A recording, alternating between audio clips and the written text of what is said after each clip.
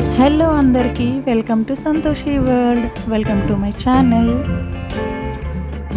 Hello అందరికీ welcome to Santoshi world. ఈ వీడియోలో అయితే మంచి tasty pulihora simple and easy process చేద్దాం రండి. ముందుగా బియ్యాన్ని మంచిగా వాష్ చేసుకొని కుక్కర్లో పెట్టుకొని ఒక 3 విజిల్స్ వచ్చే వరకు మంచిగా కుక్ చేసుకోవాలి. రైస్ మరీ ఎక్కువగా ఉడికిపోతే పులిహోర అనేది అంత మంచి కన్సిస్టెన్సీలో రాదు. సో అందుకోసమని కొంచెం పలుకుగానే దించుకోవాలి. కోసం కొంచెం జీలకర్ర, మినపప్పు, పచ్చెనగపప్పు, ఎండుమిర్చి, కొంచెం పచ్చిమిర్చి, పల్లీలు, అలాగే నేనైతే కొంచెం జీడిపప్పు కూడా వేసుకుంటున్నాను.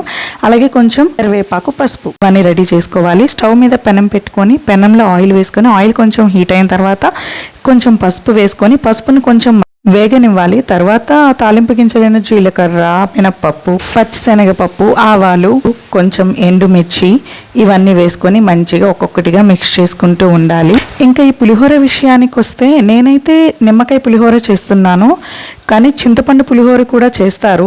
చాలా బాగుంటుంది. కానీ చింతపండు అనేది దొరకాలి కదా అండి. ఇక్కడైతే నాకు అవకాశం లేదు.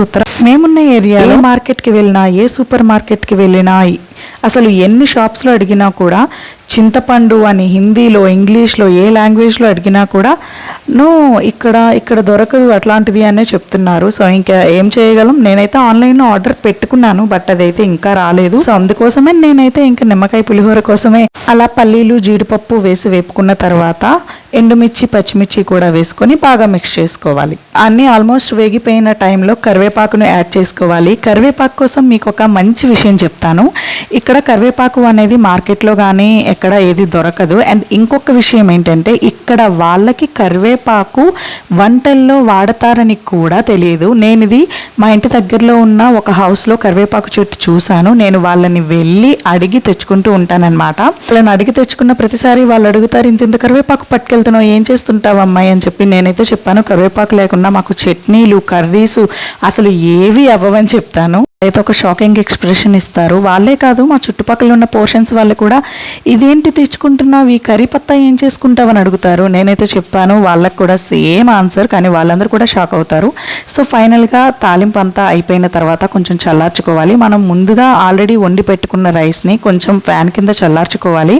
ఎందుకంటే వేడివేడి అన్నంలో తాలింపు కలిపితే పులిహోర అనేది కన్సిస్టెన్సీ అస్సలు బాగా రాదు. సో రైస్, తాలింపు రెండు కూడా బాగా చల్లారిన తర్వాత రెండింటిని కొంచెంగా మిక్స్ చేసుకుంటూ ఉండాలి. నేనైతే ఇంక ఇక్కడ పులిహోర కలపడానికి కూర్చున్నప్పుడైతే మా పాప చేస్తున్న అల్లరి అంతా ఇంత కాదు. అమ్మ పొగొస్తుంది అని వంట చేస్తుంటే, కలుపుతుంటే అమ్మ నేను కూడా వచ్చి కలుపుతానని ఒక్కటే అల్లరి. చిన్నపిల్లల్ని మేనేజ్ చేసుకుంటూ పని చేయడం అంటే చాలా పెద్ద టాస్క్ అనే చెప్పాలి. నిమ్మరసాన్ని ముందుగా స్క్వీజ్ చేసుకొని ఫిల్టర్ చేసుకోవాలి. ఫిల్టర్ చేసుకోకపోతే నిమ్మకాయ గింజలు ఒక్కటి వచ్చినా కూడా పంట కింద చాలా చేదొస్తుంది.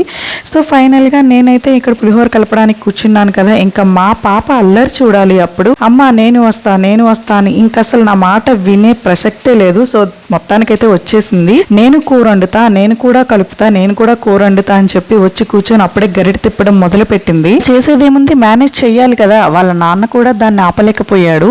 ఇంకా నా చుట్టుతల్లి వచ్చి నాకు హెల్ప్ చేయడం మొదలు పెట్టింది. నువ్వు వండొద్దు అమ్మ, నాకు జస్ట్ ఈ నిమ్మరసం ఇందులో వెయ్యి చాలు అని అడిగాను. సో వచ్చి చాలా మంచిగా నిమ్మరసాన్ని పులిహోరలో వేస్తూ మొత్తం వంటంతా అదే చేసినంత ఫీలింగ్ ఇచ్చింది. దాని ఎక్స్ప్రెషన్, దాని నవ్వులు అసలు ఎంత ఆనందంగా ఉంటుందో చిన్నపిల్లలు నవ్వుతూ ఉంటే. అదే చిన్నపిల్లలు అల్లరి చేస్తే ఫ్రస్ట్రేషన్ కూడా వస్తుంది. ఇంకా నా ఫ్రస్ట్రేషన్కి వస్తే అది ఇంకా వేరే లెవెల్లో ఉంటుంది. అంత అల్లరి చేస్తుంది మా పాప. ఎంత మంచిగా ముద్దుగా ఉంటుందో కొన్నిసార్లు అంత అల్లరి చేస్తుంది. కానీ ఇంకా అంతే కదా చిన్నపిల్లలు అంటే, ఇంకేం చేస్తాం. ఫైనల్గా టేస్టీ నిమ్మకాయ పులిహోర రెడీ. ఛానల్ని కొంచెం సబ్స్క్రైబ్ చేసుకొని సపోర్ట్ చేయండి అబ్బా. Thank you.